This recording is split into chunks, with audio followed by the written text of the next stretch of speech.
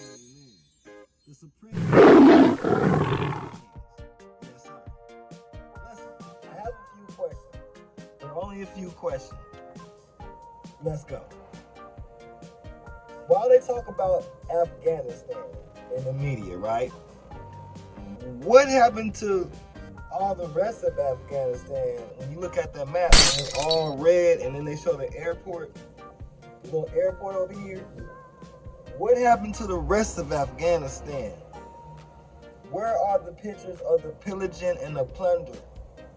Where are the explosions and all the corruption? Why is it that when I looked at some of the pictures, it seemed like everything be peaceful and quiet? Why is it that they always show you the quote-unquote fake narrative of the positive side of that thing? You know what I'm talking about, that thing? Why do they always show you the quote-unquote fake narrative side of that they have no idea of what is going on with? Why is it that they can never tell you what the other side, like the numbers, numbers matter. Why don't they ever tell you the other side of the numbers? Just like in Afghanistan. Why don't they ever tell you the other side of the reaction of the population, of how the other side of the population feels? Because if my brain recollects me correctly, it was seen that in the only 20 years that we've been there, and out of the thousands of years, they never liked us.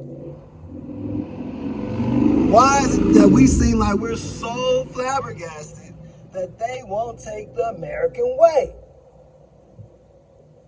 The East Side never liked the West Side way. The Eastern culture never agreed with the Western culture philosophy for the most part. So why in 20 years, I always said it takes 3 generations to change a nation. And it does. I'm not even gonna get into that because your brain may not be able to fathom it. But we was only out there for 20 of them. 20 years. They only had a kid or two, and they only got to 20 years old. You ain't changed the thought process. In America, in the 90s and before the 90s, we used to be a whole nother country when it comes to thought process. It took from 1990 to 2021 to have America in a whole nother type of thought process when it comes to a whole lot of people's ways. I'm just saying. Numbers don't lie, but politicians do. Your president is trying to tell you to take even though, like they got their little booster, I'm talking about, that they just came out with, they try to say, oh, now it's certified. It's not certified yet. They haven't even figured out how much of the doses amounts to give the age groups of people yet. Booster shots, and the CDC Independent Committee has not recommended them yet either. Why sign off then on this plan before the scientists have completed that work? So this past week, we saw numerous studies that demonstrated that the effectiveness of the vaccines was starting to wane against infection, not yet against severe disease and hospitalizations. We, of course, want to be ahead of that.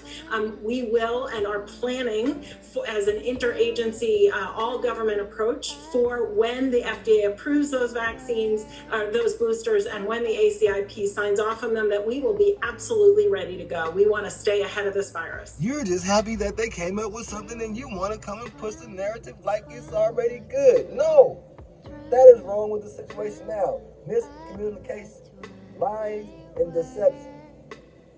I just want to know,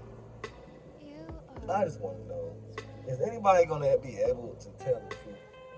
Is anybody going to be able to be like, okay, it'd be better if everybody took it at one time. But we know we can't get everybody to take it at one time. But I'm just saying, we took it at one time instead of giving it to Tom, Dick, and Harry on Monday, Wednesday, and Friday. And then on Tom, his stuff wear off, and Dick, his stuff wear off, and Harry, his stuff wear off.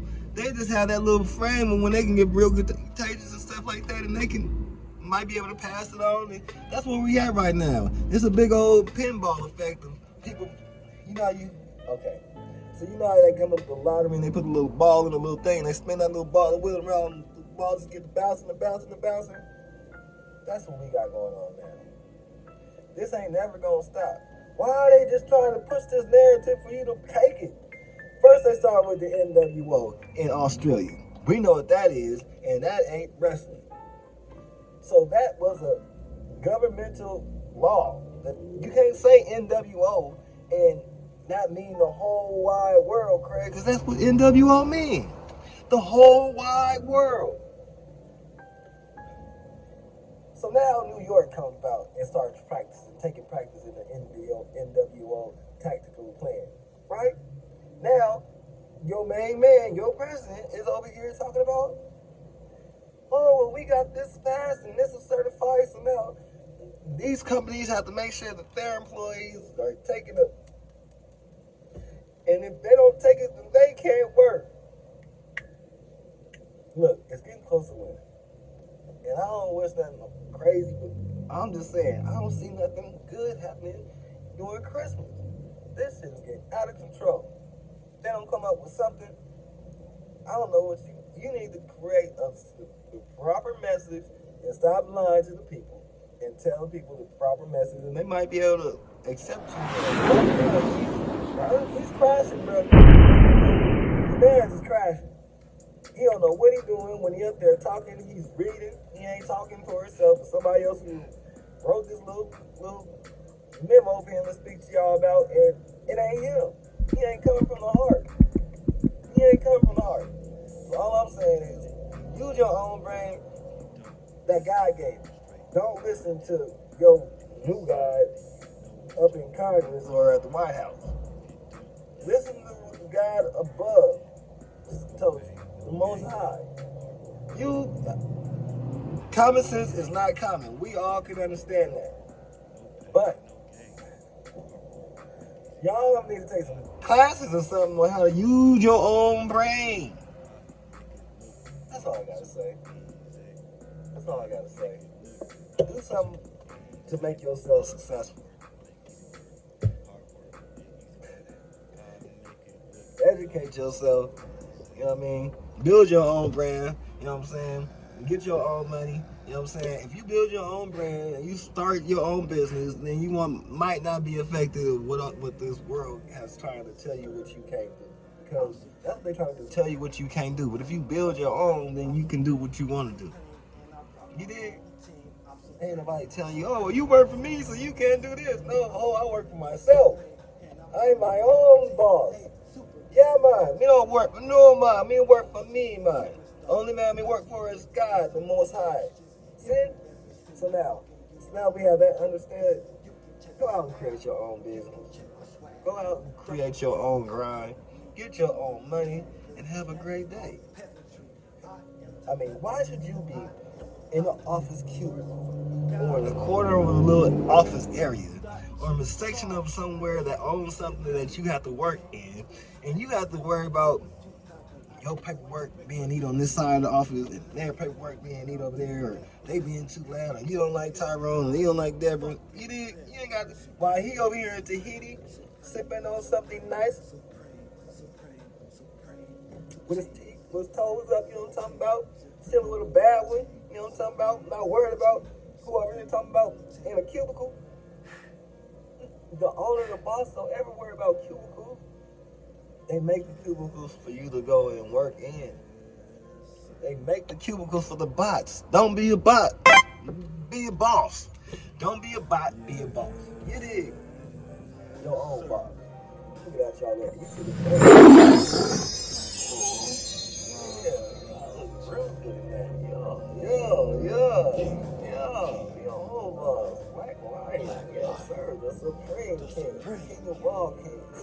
Oh, that's my own little side effect. You dig? I'm out of here. You dig? Yes, sir. Black lion.